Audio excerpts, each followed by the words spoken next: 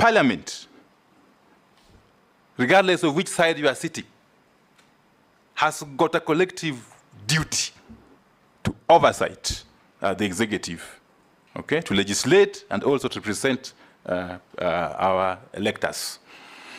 It only follows that I happen to have come from the party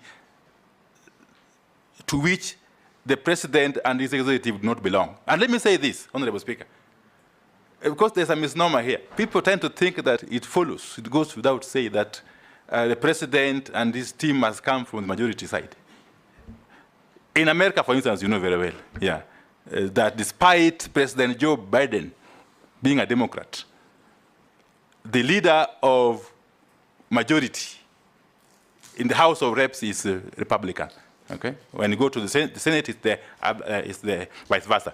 But therefore, I was simply playing my role first and foremost as a member of Parliament under Article 95 of the Constitution. Okay? But above all, I was the leader of the minority, and therefore I was leading my troops in putting the government or the executive to check without any prejudice. Secondly, Honorable Speaker,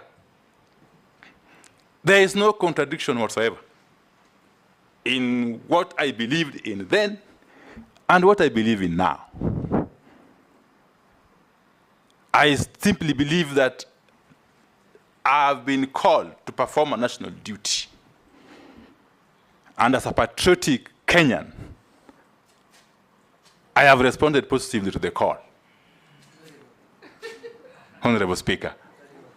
And therefore, I will be open to scrutiny. So, Honorable Wandayi, that's exactly what we wanted to hear, because the Kenyan public wanted to hear and have that assurance. Thank you very much. So I think you've explained it well. Thank you very much. It was not to put you on the defense. It was just for the country to understand the shift. Secondly, the next question. The issue of fuel prices is a very emotive matter, extremely emotive.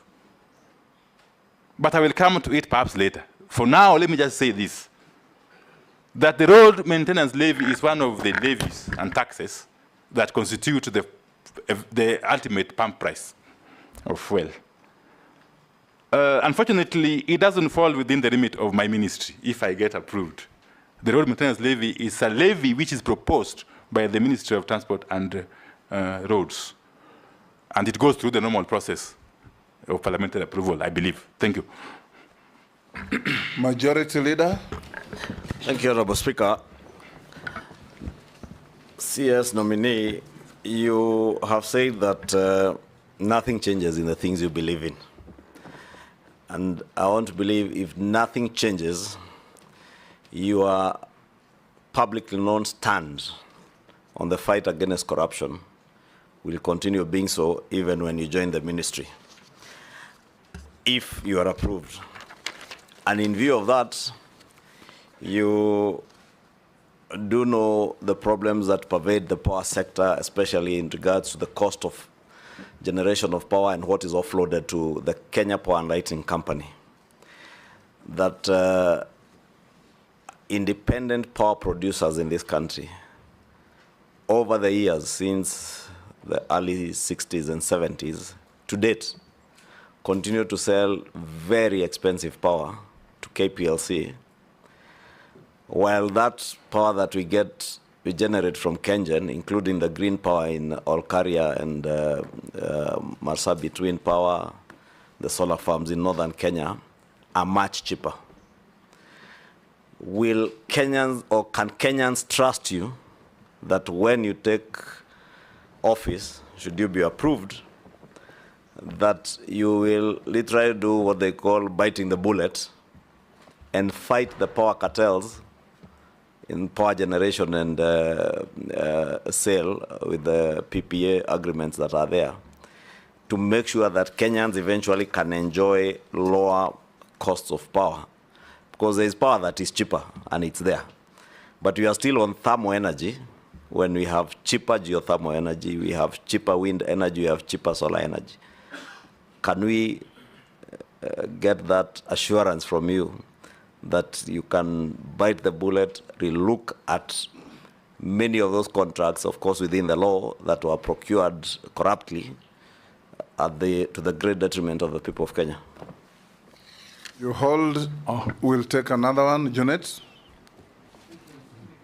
Thank you, Mr. Speaker. Mr. Speaker, I want to put to the nominee that, Mr. Speaker, the nominee is somebody known to me very well, having been his whip for now 2-3 years in Parliament.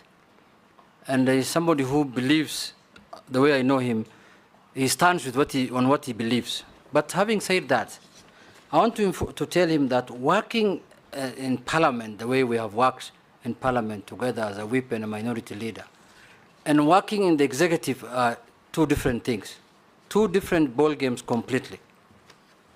Having said that, I want to ask him that there are issues that are of energy in nature that require immediate attention.